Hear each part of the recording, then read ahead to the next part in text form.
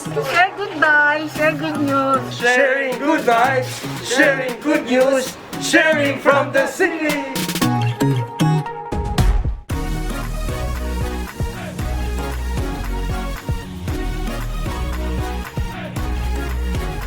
Magandang araw po sa inyong lahat.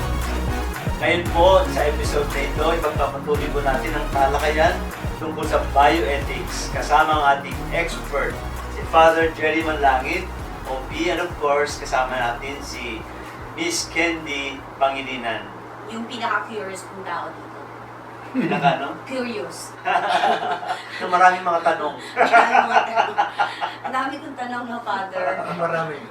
Oh, Father, Buti naman at maliliwanagan sila. Father, meron din po akong tanong. Kailan po natin pwedeng sabihin na mali po ang doktor?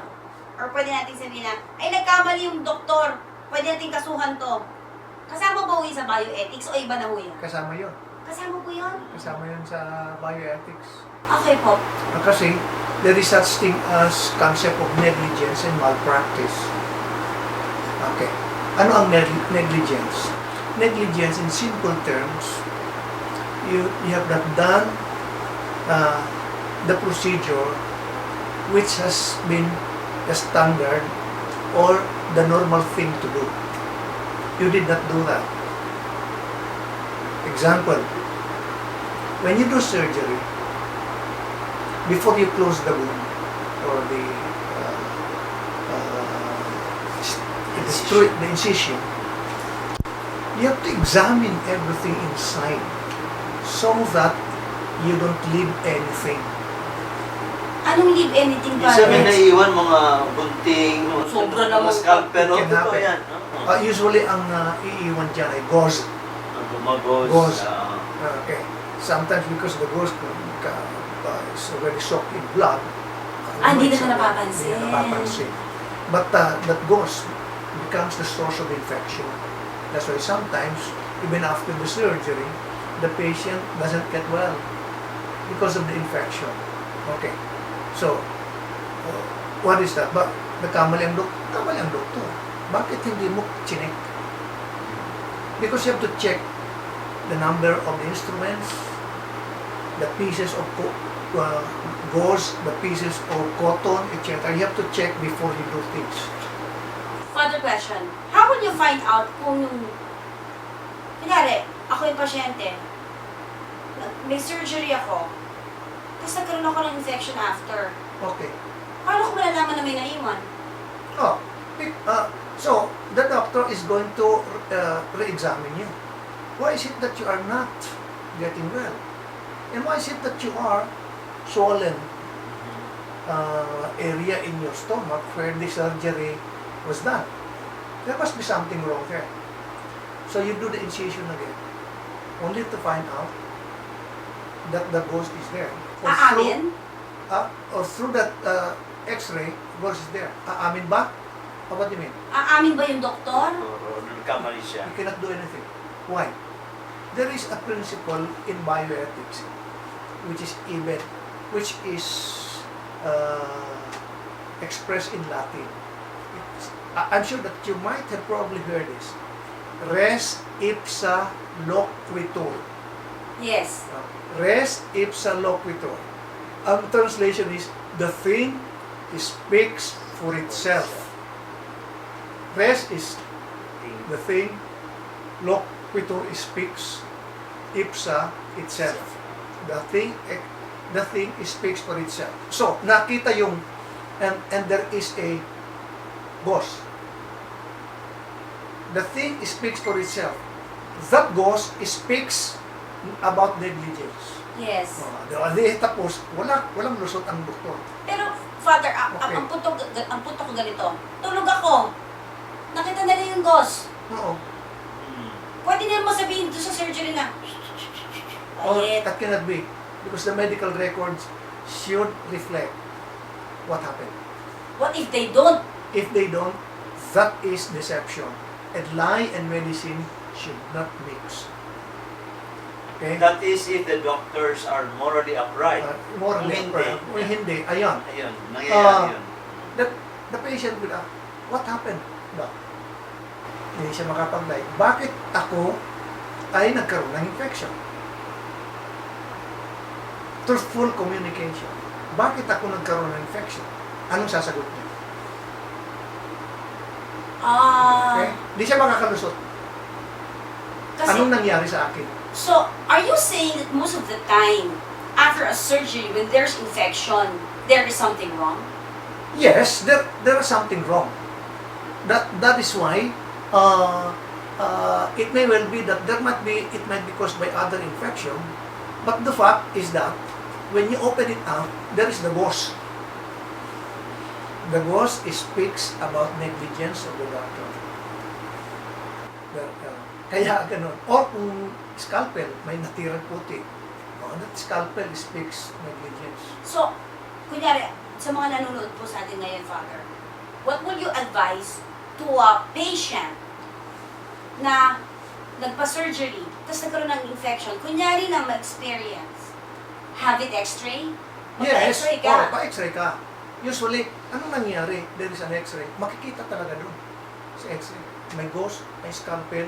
So, those things speaks about negligence. Magpa-x-ray po kayo, tapos kita niyo po sa ibang doktor. You can ask other doctors. That is your right as a patient. Hindi ba po yung kabastusan? Hindi. Ang kabastusan kung ang doktor ay inabandona ka. But the patient has always a right to look for a doctor whom he wants. So, hindi po kabastusan na to ask for a second opinion. Yes, yung second opinion. Diba? May second opinion ka, may third opinion pa tayo. Hindi yan kabastusan because ang isang doktor doesn't have all the knowledge. You want another opinion. Dok, ano ba, cancer ba ito? Hindi. Sabi ng doktor, well, it's cancer. You can go to another doctor. Kaya yan tinatawag na second opinion. That is medically acceptable in medical practice. So, okay lang po yun? Okay lang yun. So, pero sa mga doktor, halimbawa, siya nag-opera sa iyo, tapos namaga, tapos nagpatingin ka sa ibang doktor just to check kung tama yung ginawa ng isang doktor. Okay. Hindi kaya yun, ganito, ano, pag yung second doctor should have advised also the patient, it's much better that you go back to your doctor. It's good that you go back to the doctor. However, if you want me, ask the other doctor, Doc, pwede ba akong pumunta sa ibang doktor? Yun! through communication and on the part of the patient. Okay. Because, patient care is about patients. It's not about doctors.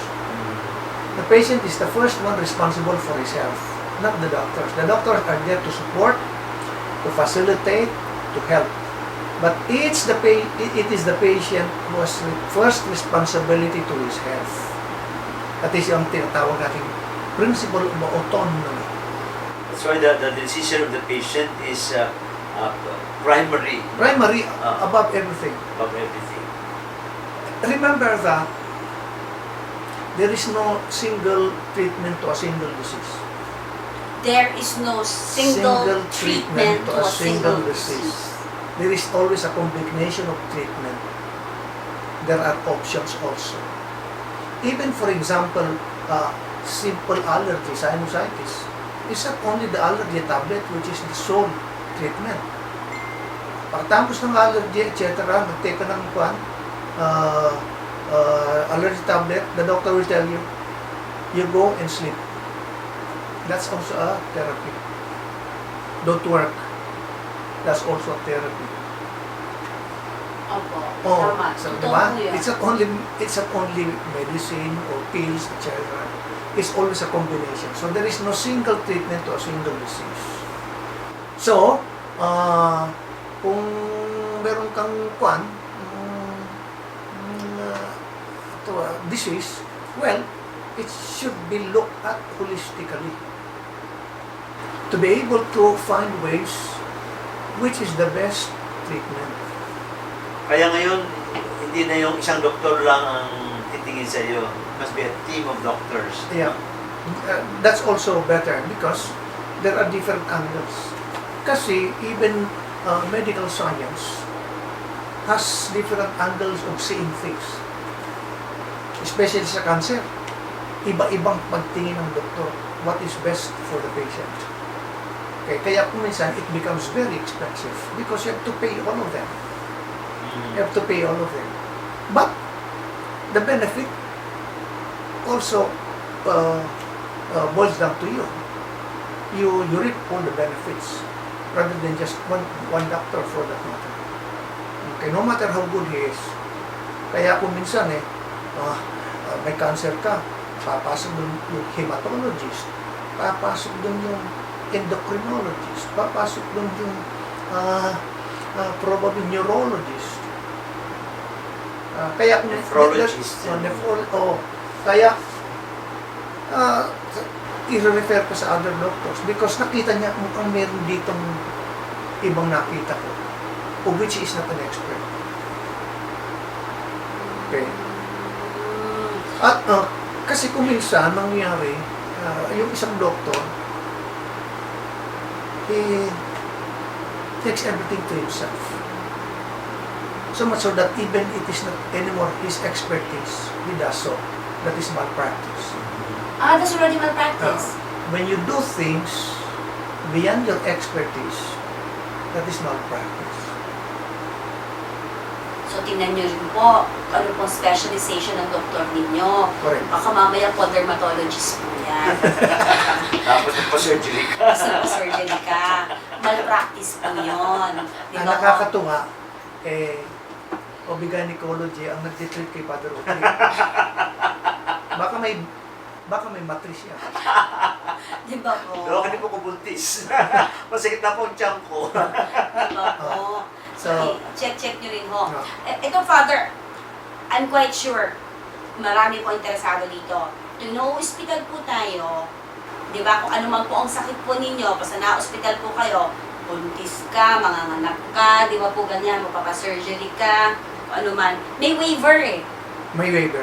May waiver. Kahit nga magpa-vaccine kayo eh. May Yes. waiver ho eh. Di ba sinasabi ko ano man ang mangyari sa'yo? Oo. Di ba? Wala silang parang Para sa pananagutan. walang pananagutan.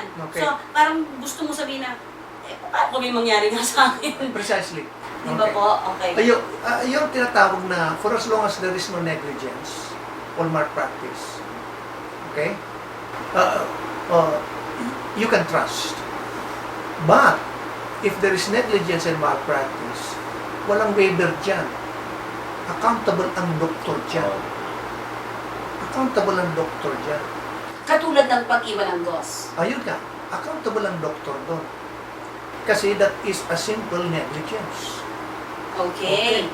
Which, the standard is that thoroughly inspect before you close the incision or the wound or anything. Inspect. Kaya nga tinatawag na may nurses dyan. Okay? Na nagbabantay, na palaging i-assure ka na, Doc, correct. Inspected. Okay. Scalpels, trocars, gauze or scissors, cotton. Okay. Further question. Meron na ba ho kayong alam na case na umamin ng doktor na nagkamali siya? Yes. Talaga? Yes. One. Talagang nagkamali. So, when the doctor, in my experience, when the doctor let's say, accepts, honestly, nagkamali siya, etc. Are you going to sue the doctor? Probably yes. But, inahamin ko na. So what the doctor usually do is that, don't worry, I will not charge you for the professional's fee. I'll take care of your hospital bills. That is the quid pro quo. What do you want to get from the court? Papabayaran mo rin ng doktor. That's not criminal actually. So, human error. It's a human error. There's no intention. There's no intention to kill you or there's no intention to harm you. Kasi then, if you sue the doctor ba, Father, ano bang mangyayari? usually civil yan. Then you have to pay the lawyer. You pay the lawyer, you pay like this. Oh, So, yeah, ay ganon. Rather than go through the Process. procedure, the process, hindi ka na pinapabayad, etc., etc. stressful pa yun pag may court Stressful case pa ka. O di, pag sinabi niya, nagkamali ako, sige, ulitin na lang natin. Pwede namang ayusin natin, and you will be alright. Sabi sa'yo, Doc, patay na po yun eh. You have to prove that namatay nga talaga siya doon. Mahirap mag-prove ng ganun. Mahirap po. Mahirap mag-prove na namatay siya dahil sa ganun. Okay. Napakahirap. There are so many factors that you have to take in. Siguro, na-loss of blood ka, o ito, meron ka ng comorbidities, ganito. Marami ng factors na got into the case. Okay? So, Father, meron na kayong experience na may umami na doktor? Meron. Pero hindi yung sila nawawala ng lisensya? Hindi. Hindi siya nawawala ng lisensya. Why? You're going to deprive the society of the expertise of that doctor. It's so hard to produce a doctor. Wala na nga tayong doktor. Aalisan mo, tatanggal mo pa ng lisensya. Paano pa yan makapagsilbi? At saka, That's why the court of the judges takes that into consideration. Aalisan ko ito. Paano na ito? Sayang naman ang expertise nito na makakatulong sa tao. Na isa lang pagkakamali, ganun Ano talaga, and the judges also acknowledges that there are human errors. Why? Because any human skill can be prone to human errors. Kahit judges yan, kakamali din, di ba? Oo. Lahat tayo nagkakamali. What they usually do, the court will say, are you willing to pay? Pay na lang. Civil liability or amicable settlement. Civil liability na. So, Father, so you're saying na pag nagkamali ang doktor, usually what happens is, I will just pick up, huwag ka na magbayad, I'll pay for your bills, and ayusin na lang natin ito. Yes. Diba po? Amicable settlement. And the mere, I think nandun ako sa, baka naiwan pa ako sa last episode, sa intention. Sa intention na, wala naman siyang intention talagang patayin kayo. Diba? No doctor will have that kind of intention. Diba? So, ang Gusto man niya, he should succeed so that he can Promote his name. diba? Ang intention talaga niya is to heal. Nagkamali lang siya. Oo, tama. That's the way it should be, We should not be very hostile to doctors. Grabe pa. These are people who are there willing to sacrifice. Okay? Because they practice a noble profession. Grabe pala ho ang sakop ng bioethics. Lahat. Di ba sinabi ko na noon? Oo. From womb to tomb. Ano po yung tomb? From womb, the life of the person from the womb, up to tomb, up to death. Hanggang mamatay siya. Oo. Pero hindi nasakop yung pag-iwisa sa patay. Yun yung naisip ko Hindi ngayon nasakop niya yun. However, kung minsan na, ang mga iba, just to be very hilarious about it, hindi lang from womb to tomb, from erection to resurrection. Actually, no, Father. Totoo lang. Totoo. Kasi you are talking about sexuality also in bioethics. Ano pa? So, wala pa sa... Binanggit mo sa akin yan, Father, about sexuality. Iba ang Correct. gender Sa sex. sa sex. Oo. Yes. Kaya dyan tayo nagkakagulo-gulo eh. Would you like to discuss that in another episode? Sige, di ba? Pwede naman It's a po. very Okay po. good Sure. discussion for another episode. Sure. Okay. So for now, we end this episode at nagpapasalamat kami sa lahat ng nanood at nakinig sa amin. At syempre, nagpapasalamat kay Father Manlangit, kami ni Candy, sa kanyang expertise na pag-share ng kanyang knowledge and insights about bioethics. Maraming salamat po sa inyo. But before we go, we make a short prayer. Maybe Father Manlangit can lead the prayer. Loving Father, we can never thank you enough for this privilege to teach what you wish us to teach, especially things that relate to morality, the life of our righteousness. We can never be righteous unless you teach us the way to you. We can never be righteous unless you show your light to us. We can never be righteous unless we listen to you. So give us the courage and the faith to be able to listen to you and to imbibe everything you wish us to do. Through Christ our Lord. Amen. Sige po, maraming po salamat sa inyo lahat. God bless everyone. Take care of you. Bye-bye.